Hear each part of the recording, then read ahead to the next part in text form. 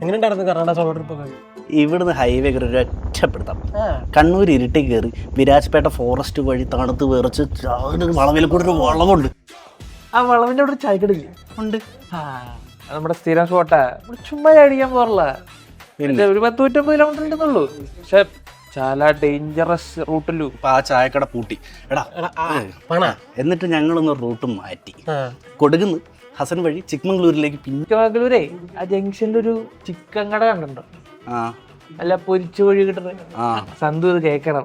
ആ ചിക്കൻ ഉണ്ടല്ലോ നമ്മുടെ വീട്ടുകാർക്ക് എന്ത് ഇഷ്ടം അറിയൂ. നമ്മുടെ വാപ്പക്കൊക്കെ ചാല ഇഷ്ടലു, ரொம்ப ഇഷ്ടലു. ശരിക്കും നീ സ്ഥലത്തൊക്കെ പോയിട്ടുണ്ടോ?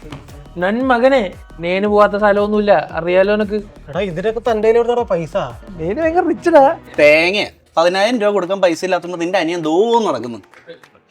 ഇട്ടി കുടുക്കി ഇവിടെ എത്തിയു. നിനക്ക് ട്രിപ്പാൻ പൈസ ഉണ്ട്, അനിയന് പഠിപ്പിക്കാൻ പൈസ ഇല്ല.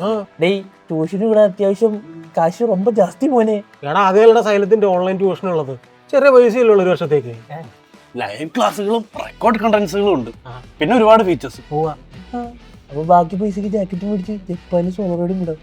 ഇടാ മോനെ കുട്ട, ഞാൻ വരുന്നതാ. ബന്നി ബന്നി ജപ്പാനിൽ പോവാ.